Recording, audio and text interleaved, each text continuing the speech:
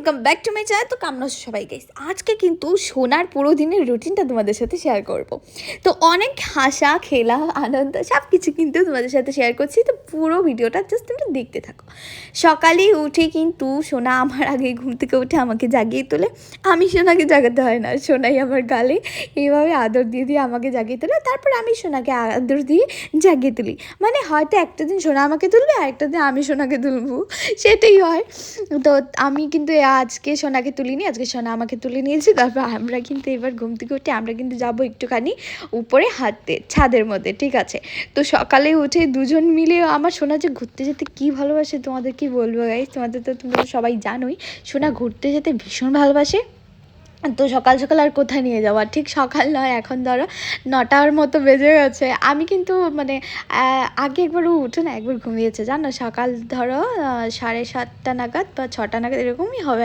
যাই হোক 7টা-6টা নাগাদ একবার উঠে তারপর কিন্তু ও আবার খেয়ে দিয়ে ঘুমিয়েছে। তো গাইস দেখতে পাচ্ছ এবার কিন্তু সোনার মুখটা একটুখানি ফ্রেশ করে ফেললাম, একটুখানি ওয়াইপস টোয়াইপস দিয়ে মুছে নিয়েছি। এবার আমরা কিন্তু একটু ঘুরঘুর করতে যাব। তো সোনার মা, সোনা আর সোনার পাপা তিনজনই কিন্তু আমরা চলে যাচ্ছি এবার ছাদে একটু ঘুরু করে একটু ওয়াক করে চলে আসবো।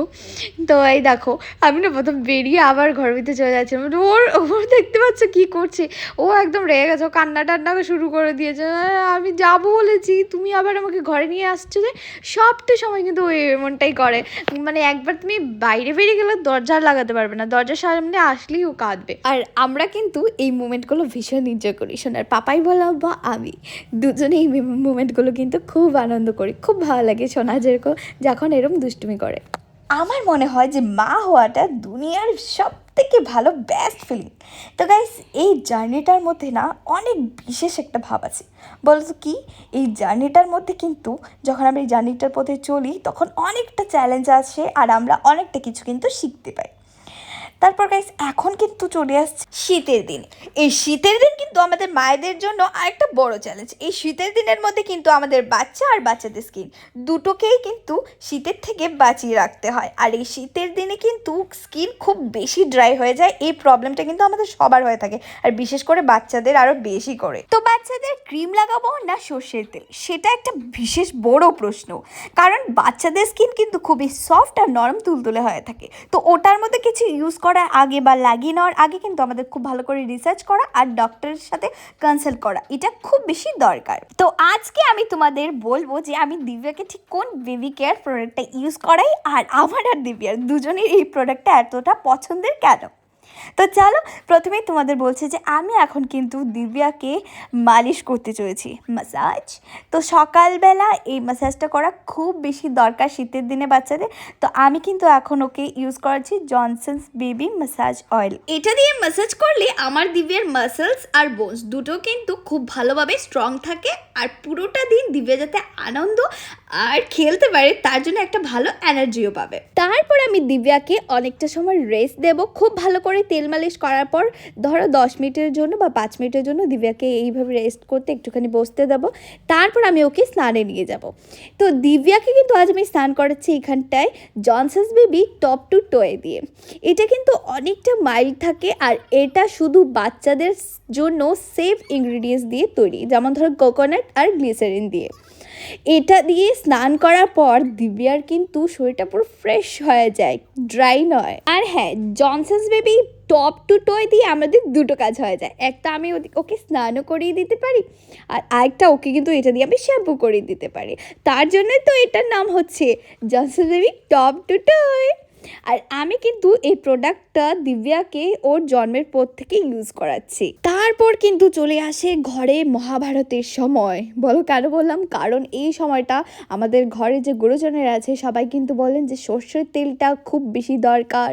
এই গরম গরম সর্ষের তেল দিলে নাকি বাচ্চাদের, তেল দিয়ে ম্যাসাজ করলে নাকি বাচ্চাদের স্কিন খুব ভালো থাকবে, চকচকে হয়ে উঠবে আর হাড্ডি মজবুত হয়ে যাবে, সব কিছু একদম খুব ভালো হবে, ঠিক আছে? কিন্তু মেন কথা হলো আমরা কিন্তু এই জেনারেশনের মা, ঠিক আছে? যে কোনো জিনিসটাই আমরা আমাদের বাচ্চার উপরে ইউজ করার আগে আমরা খুব ভালো করে রিসার্চ করে নিই, সব কিছু ফলো করতে হয় আমাদের। আর আমি কিন্তু অনেকটা আর্টিকেলসে পড়েছি যে সর্ষের তেল আর অলিভ অয়েল দুটোই কিন্তু বাচ্চাদের নরম তুলতুলে ত্বকের জন্য বিশেষ ক্ষতিকর। যেমন ধরো বাচ্চাদের অ্যালার্জিক হয়ে যেতে পারে, ইরিটেশন হতে পারে, বা আরও অনেক কিছু প্রবলেম হয়ে যেতে পারে। তো আমি এই আর্টিকেলস যেগুলো যেখান থেকে পড়েছি আমি কিন্তু ডিসক্রিপশনে লিঙ্ক দিয়ে রাখবো, তোমরা এখান থেকে চাইলেই পড়ে নিতে পারো। তো সব ডাক্তাররাই কিন্তু আমাদের সাজেস্ট করেন যে ময়শ্চারাইজার কিন্তু বাচ্চাদের জন্য ইউজ করার জন্য, যেটা বাচ্চাদের জন্য খুবই সেফ থাকে, আর যেন ওটার মধ্যে শুধু মিল্ক ইনগ্রিডিয়েন্টসগুলো থাকে, ব্যাস। বাচ্চাদের ময়শ্চারাইজ এমনভাবে করো যাতে বাচ্চাদের খুব ইজিলি স্প্রেড হয়ে যায় আর চিপচিপা না থাকে। আর আমার পিডিয়াট্রিশিয়ান কিন্তু সাজেস্ট করেন দিব্যাকে জনসন্স বেবি ক্রিমের জন্য। তো এটার মধ্যে কিন্তু ইনগ্রিডিয়েন্টস হচ্ছে কোকোনাট আর গ্লিসারিন, যেটা আমার দিব্যার স্কিনকে প্রোটেক্ট করে আর পুরোটা দিন কিন্তু ময়শ্চারাইজ করে রাখে। আর আমার বিশেষ করে পছন্দ এটা, কারণ এটা একদমই চেটচেটে ভাব চিপচিপে ভাব থাকে না, আর খুব ইজিলি কিন্তু স্প্রেড হয়ে যায়। আর সব থেকে ভালো কথা হলো আমার কিন্তু ময়শ্চারাইজারটা বারবার লাগাতে হয় না, একবার লাগানোর পর কিন্তু এটা লম্বা টাইম পর্যন্ত ময়শ্চারাইজ করে রাখে স্কিনকে। আর তোমরা নিশ্চয়ই আমার ভিডিওর মধ্যে দেখেছো যে আমার দিব্যার ফেসটা সব সময় হাইড্রেট হয়ে থাকে, কারণ আমি সকালে মুখ ধোয়ানোর পরেই দিব্যাকে এই ক্রিমটা ইউজ করিয়ে দিই, যার জন্য আমার সোনামের ফেসটা সবসময় গোলাপের পাপড়ির মতো সফট থাকে। তো আমার কিন্তু পার্সোনালি জনসনের লোশনের স্মেলটা ভীষণ পছন্দের, কারণ এটা আমার ছোটোবেলার কথা মনে পড়িয়ে দেয়। আর দিব্যাকে কিন্তু আমি ফার্স্ট ডে থেকে এই প্রোডাক্টগুলো ইউজ করে আসছি, আর হ্যাঁ, আজ পর্যন্ত কিন্তু আমাদের একটা দিনও ড্রাই যায়নি। তো তোমরা দেখলে গ্রীষ্মকাল চাই শীতকাল, দিব্যার দুষ্টুমি কিন্তু একদমই কমে যায় না, আর আমরা আমার পিছিয়ে এইভাবেই দৌড়তে থাকি। কিন্তু হ্যাঁ, একটা চ্যালেঞ্জ নিশ্চয়ই শেষ হয়েছে, সেটা হলো দিব্যার স্কিনটাকে ড্রাইনেস থেকে প্রোটেক্ট করা। তো thanks to Johnson's baby cream. আর হ্যাঁ, তোমরা প্লিজ তোমাদের বাচ্চাদের নরম তুলতুলে ত্বকটাকে এই সর্ষের তেল লাগিও না। আর তোমরা তোমাদের বাচ্চাদের কিভাবে এই শীতের দিনে প্রোটেক্ট করো আমাকে কমেন্টস করে জানিও। আমি কিন্তু ঠিক এইভাবেই দিব্যার স্কিনটাকে প্রোটেক্ট করে রাখি। তো গাইস, তারপর সোনাকে আমি কিন্তু এদিকটা ড্রেস পরানো শুরু করে দিয়েছি, আর সোনার দুষ্টুমি দেখে যাচ্ছ, দুষ্টুমি করেই চলেছে। আর আমি এদিকে ওকে ড্রেসটা পরে দিচ্ছি, স্নান টান করে একদম মাথাটা একদম শ্যাম্পু করে চলে এসেছে। তো এবার তাড়াতাড়ি করে ড্রেস পরে দিচ্ছি যাতে ঠান্ডা না লেগে যায়। তো এদিকটা ড্রেস পরাবো কি, আমি একদম আমি কি করবো, আমাকে পাগল করে দিয়েছে ও, আমি ড্রেস পরাবো কি না, এই দিকটা নাচছে ওই দিকটা নাচছে, হাতটা ঢোকাতে চাইছে না। হ্যাঁ, এখন কিন্তু একটা জিনিস অনেক মজা লাগে জানো, এই হালকা করে এইভাবে একটুখানি হাতটা ঢুকিয়ে দিলে ও নিজে গেঞ্জিটার মধ্যে এইভাবে টেনে হাতটা ঢুকিয়ে ফেলে। আমার এই ছোট্ট জিনিসগুলো আমার কিন্তু বেশ মজার লাগে, ভীষণ মজা লাগে, ফিল করি যখন, আমার ভীষণ ভালো লাগে আর কি। তো তারপর তোমাদের একটা কথা বলি গাইস, আমার দিব্যার কিন্তু এখনও কিন্তু দাঁত ওঠেনি। সত্যি কথা বলতে আমি ডক্টরের কাছেও জিজ্ঞাসা করে নিয়েছি, ডক্টর বলছে কোনো প্রবলেম নেই, অনেকেরই এরমটা হয়। কিন্তু আমি তবুও টেনশনে আছি গাইস। আমি আরও অনেকেরই দেখি যখন যে আমার ধরো দিব্যার পরের জন্ম হয়েছে বা আমার সাথে ডেলিভারি যার হয়েছে তার বাচ্চার দাঁতটা উঠে গেছে, আমি টেনশনে পড়ে যাই, ওরে বাবা রে, এখন আমার দিব্যার একটা দাঁতও উঠলো না, অনেকেরই 2, 3, 4টে উঠে গেছে। তো কী ব্যাপার, কেন এসব হচ্ছে, আমি অনেকটা টেনশনে পড়ে যাই। তো গাইস, তোমরা কমেন্ট করে জানিও তোমাদের কার সাথে এমনটা হয়েছে, কার বেবির এরকম অনেকটা লেটে দাঁত উঠেছে। তো তোমরা আমাকে এটা কমেন্ট করে জানি, আমি তোমাদের কমেন্টটা পড়লে হয়তো মনের মধ্যে একটা আলাদাই শান্তি পাবো। তো তারপর এদিকটা দেখো, এবার কিন্তু চুলটা আছড়ে দিচ্ছি, আর আজকে শ্যাম্পু করার পর না দিবার চুলটা না এমনিতেই অনেকটা পাতলা জানো। তো তারপর যখন শ্যাম্পুটা করিয়ে দিয়েছি তারপর আরও একটু বিজি মনে হচ্ছে, উঠছে। তো খুব ভালো করে জল তুলেছি মাথা থেকে, কিন্তু তবু অনেকটা জল কিন্তু রয়েই গেছে, ওকে তুলতেই পারছিলাম না, ভীষণ দুষ্টুমি করছিল তো তার জন্য।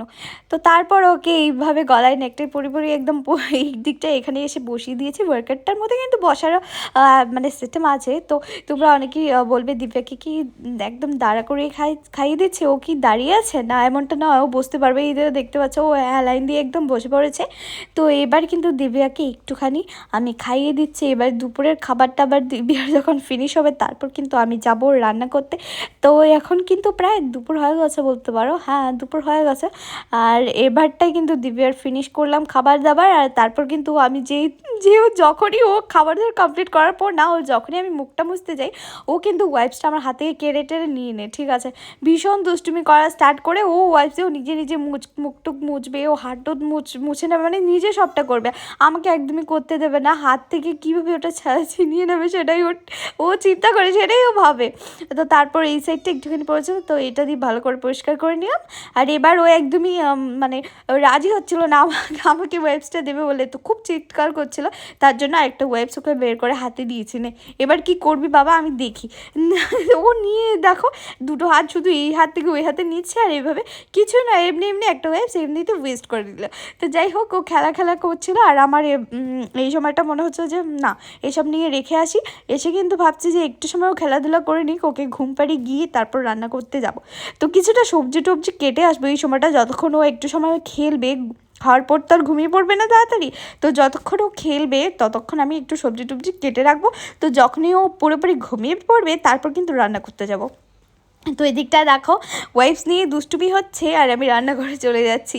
মানে আমি রান্নাঘরে চলে গেছি, কিন্তু ওর পাপা ওর সামনে দাঁড়িয়ে দাঁড়িয়ে দেখছে যে ও ঠিক কী দুষ্টুমি করছে। তো এদিকটায় ওয়াইফস নিয়ে দুষ্টুমি হচ্ছে, আর তারপর অনেকটা খেলাধুলা করার পর ওকে খাইয়ে আর একটুখানি তো ওকে ফিট করালাম, তারপর কিন্তু ও ঘুমিয়ে পড়লো। এবার ঘুমের মধ্যে কানও ফোঁটা দিচ্ছি। আমি অনেকবার বলেছি, তবে অনেকের কমেন্টে আমি দেখেছি যে কান ওইভাবে করো। তো দিব্যাকে সত্যি না ঘুমোলে এই কাজলের টিপটা আমি পরাতে পারি না, ও খুব দুষ্টুমি করে। আর বুঝতেই পারছো কাজলের টিপটা যখন কাজলটা পুরো মুখে যখন এইভাবে ছড়িয়ে ফেলে না হাত দিয়ে, তখন ওঠাতে যে কী কষ্টটা হয়, যাদের সাথে হয়েছে তারাই শুধু বুঝতে পারবে। তেল দিয়ে ওঠাবে তবুও দেখতে পারবে তোমরা উঠাতে পারছো না, ভীষণ কষ্ট হয়ে যায় যখন কাজলটা একদম মুখের মধ্যে ছড়িয়ে দিয়ে ওরা হাত দিয়ে। তো তার জন্য আমি যখনই ও ঘুমিয়ে থাকে তখনই ওকে কাজলের টিপ আমি পরিয়ে দিই। তো ফাইনালি দিব্যা ঘুমিয়েছে, আর এবার হালকা একটা ঘুম দেবে। এত বেশি লং টাইম দিব্যা ঘুমাচ্ছে না, তোমরা এটা ভাবো না যে ও খেয়ে দিয়ে এখন ঘুমোচ্ছে, তুমি আরাম করে গিয়ে রান্না করবে, এসব করবে। তো না, এত বেশিক্ষণ ও এখন ঘুমাবে না, হালকা একটা ঘুম দেবে। তো তার জন্য আমি একদম ব্ল্যাঙ্কেট ট্যাঙ্কেট দিয়ে দিয়েছি যাতে একটু লম্বা সময় ঘুম হয়। তো এই দিকটা ব্ল্যাঙ্কেট দেওয়া হয়ে গেছে, আর এবার কিন্তু আমি সব কিছু জায়গা মতো রেখে আমি কিন্তু চলে যাচ্ছি রান্নার দিকটা। রান্নাঘরে চলে এলাম। রান্নাঘরে এসে হালকা ফুলকা কিছু একটা রান্না করছিলাম, মাছ দিয়ে ফুলকপির তরকারি। তারপর আমরা সবাই কিন্তু খেয়ে দিয়ে ঘুমিয়ে পড়ি। বিকেলে উঠে যখন টিভি দেখতে বসি, একটু টিভি দেখে দেখে খাচ্ছিলাম, এদিকে চিড়ে ভাজি, আর সোনা এসে আমার প্যাকেটটা নিয়ে যাচ্ছিল। মানে ও ওটা নিয়ে খেলবে, হ্যাঁ খেতে চায় না, কিছুই খেতে চায় না, কিন্তু খেলবো না আমি, ওটা দিয়ে আমার মজা হবে সেটাই। ও ওটা নিতে চাইছিলো, তবুও আমি ওকে দিইনি, সরে রেখেছিলাম, কারণ ওটার মধ্যে মশলা জাতীয় ছিল। তো আমি ওকে কিন্তু ছড়াতে সেটাতে এমনি দিই, বাচ্চারা এইভাবে ছড়িয়ে ছিটে মানে কিছু একটা যদি মুখে দেয় বা আছে না খাওয়ার টাওয়ার, তাহলে কিন্তু ভালো ওদেরকে খেতে দিতে হয় এভাবে। তো আমি দিই, কিন্তু ওটা মশলা জাতীয় একটু ছিল বলে সোনাকে দিইনি আর। তো তারপর কিন্তু আমরা সবাই মিলে খুব মজা করলাম, টিভি দেখলাম। তারপর কিন্তু চলে এলো ওর ছোট্ট মাসির কল, তো বোন নিয়ে আসলো। তো এসে কিন্তু দিব্যা এদিকটা দুষ্টুমি করছে ওরা দেখতে পাচ্ছ, আর দিব্যাকে দেখছিল ওরা ভিডিও কলেতে, আর ও এই দিকটায় মাসিকে কিন্তু তারপর আদর করে দিল। তো গাইস দেখতে পাচ্ছ মাসিকে কি আদরটাই না করা হচ্ছে। তারপর আমরা আরও কিছুক্ষণ এদিকটায় ব্ল্যাঙ্কেটের নিচে এসে দুষ্টুমি করছিলাম, কারণ অনেকটা রাত হয়ে যাচ্ছিলো, কিন্তু দুষ্টুমি দিব্যার একদমই শেষ হচ্ছিল না। আজকে মনে হচ্ছে দিব্যা কটার সময় ঘুমোবে সেটা ঠিক বুঝতে পারছিলাম না সত্যি কথা বলতে। তো এদিকটায় অনেক শীত পড়েছে বলে ব্ল্যাঙ্কেট দিয়ে মা মেয়েতে দুষ্টুমি করে নিলাম না। তারপর কিন্তু এবার যাবো দিব্যার রাতের খাবারটা রেডি করতে, কারণ দিব্যার এবার খাবার টাইমটা হয়ে গেছিলো। তো তারপর এদিকটায় আমি চলে গেলাম রান্নাঘরে, গিয়ে দিব্যার খাবারটা রেডি করে দিব্যার মাসির কাছে দিয়ে দিলাম। তো এবার বোন খাওয়াচ্ছে সোনাকে, আরও খেয়ে দিয়ে তারপর এবার বিছানার মধ্যে যখন আমরা উঠে গেছি সবাই মিলে, এবার কিন্তু সোনার দুষ্টুমি শুরু হয়ে গেল। এখন কবে মানে কোন টাইমটা ঘুমোবে সেটাই আমরা চিন্তা করছি।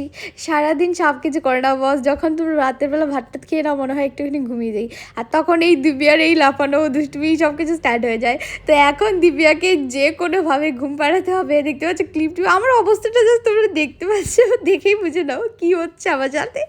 তো গাইস সত্যি এই মোমেন্টগুলো তোমরা সবাই এনজয় করো, কেউ একদম এইসব ভেবো না যে কী হচ্ছে কি না, কেউ একদম টেনশন করতে যেও না। এই মোমেন্টগুলো কিন্তু আর মানে ফিরে পাবে না, মানে লাইফের বেস্ট মোমেন্ট কিন্তু এগুলো, ঠিক আছে। তো আজকের মধ্যে ভিডিওটা এখানে শেষ করছি। তোমাদের কেমন লাগলো কমেন্টটা জানিও। Bye, tata.